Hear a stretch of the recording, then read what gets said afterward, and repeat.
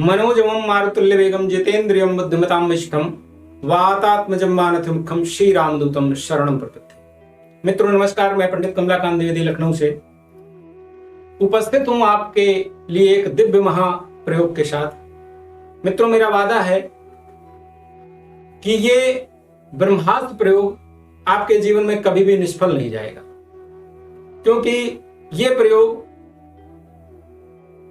आपके जीवन में इसलिए निष्फल नहीं जाएगा क्योंकि हनुमान जी को आर्ता का वरदान माता सीता ने दिया है, और हर विषमता में यदि उनको सही तरीके से आवाहित करके यदि हम प्रयोग शुरू करते हैं तो कम समय में फलित होने वाला बहुत ही दिव्य प्रयोग। मित्रों, मेरे जीवन में अनेकों बार ये प्रयोग अनुभूत रहा है और आज तक कभी ये निष्फल नहीं हुआ है। मानव जीवन में विषमताएं नित नई एक न एक खड़ी रहती हैं और व्यक्ति उन्हीं से लड़ते लड़ते लड़ते लड़ते अपने जीवन में हतोत्साहित होता है। मित्रों, मेरा इतनी ही अविराम हर घर हो खुशियों की धाम की श्रृंखला में एक कड़ी जोड़ते हुए आज ये दिव्य महाप्रयोग आपके लिए लेकर उपस्थित हुआ हूं। इसका जितना आपके अंदर भाव होंगे, जितनी आपके अंदर भावना होगी और जितना आपका अटूट विश्वास होगा, इसका फल उतनी ही जल्दी आपको मिलना शुरू हो जाएगा। मित्रों, करना क्या है, शुक्ल पक्ष का कोई मंगलवार का दिन हो,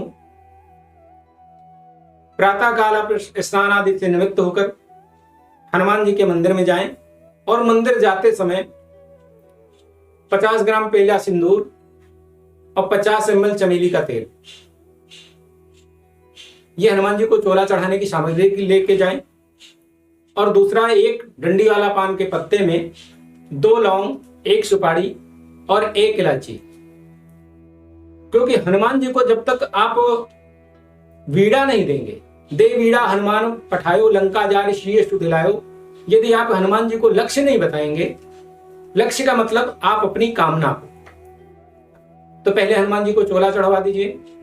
उसके बाद ये पान का पत्ता और कुछ भोग सामग्री घर की बनी हुई, चाहे आप गेहूं भुनवा के आप गुड़धनिया बनवा ले लीजिए, या फिर घर में मीठे पुए का भी प्रसाद आप भोग लगा सकते हैं, अथवा बेसन का हलवा भी आप हनुमान जी को अर्पित कर सकते हैं। शुद्धता का विशेष ध्यान रखिएगा, क्योंकि हनुमान जी अजर अमर तो है ही हैं, लेकिन वो पूरे ब्रह्मचारी हैं और बहुत सात्विक देव हैं, वो प्रत्यक्ष जागृत देवता हैं। तो जितना आपका शुद्धि का ध्यान रहेगा उतना ज्यादा आपको इसका लाभ मिले।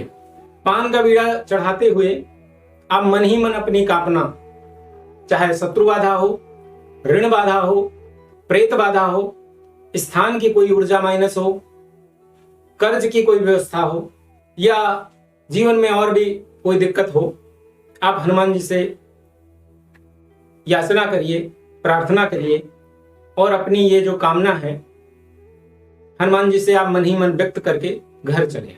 घर आने पर आपको अपने वजन के बराबर भुने चने आप खरीद लीजिए। जितना वजन है उतने चने के साथ साथ उसमें 250 ग्राम ज्यादा सवाई कर लीजिएगा, और ऐसा पहले से कोई निर्धारित स्थान आप देख लीजिए जहां पे इतने बंदर मिल जाएं कि इतने चने वो खा सकें। इसके अभाव में आप इन चनों को 3 बार में मंगलवार मंगलवार मंगलवार करके भी आप खिला सकते हैं, लेकिन यदि एक बार में बंदर खा लें तो बहुत अच्छी बात होगी।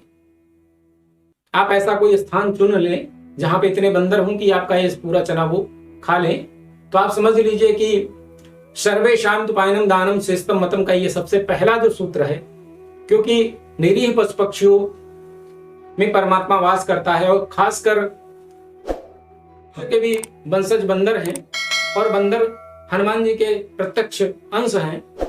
तो जब आप उनकी सेवा करते हैं तो आपका जो कामना है, जो आपकी इच्छा है, उसकी पूर्ति में 100% सफलता संभव होती है। तो कृपया ऐसा आप कर लें तो बहुत अच्छा रहेगा। आप यदि 3 बार में बंदर खिलाते हैं तो 21 दिन में लगभग आपका काम संभव हो सकता है। तो यदि 1 बार में आप त्वरित काम कर लेते हैं तो ये सबसे उत्तम उपाय है। जब आपकी कामना पूर्ति हो जाए, हनुमान जी को किसी भी मंगलवार को धन्यवाद स्वरूप में बना कुछ भोग अर्पित करें, उन्हें लोगों में बांटें, आप भी पाएं। इसके अलावा उस दिन अपने वजन का 10 भुना चावल फिर बंदरों को आप खिला दें। ये आज तक का सबसे ब्रह्मास्त्र प्रयोग है जो आज तक कभी निष्फल नहीं गया है।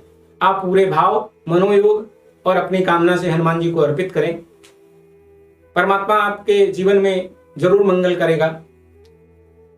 यदि आपको ये मेरा दिव्य प्रयोग समझ में आता है, अनुभूत लगता है, तो आप अपने इष्ट मित्रों में, अपने स्नेहियों में, अपने नाते रिश्तेदारों में, अपनों को भी आप शेयर कर सकते हैं, उन्हें इसकी सूचना दे सकते हैं।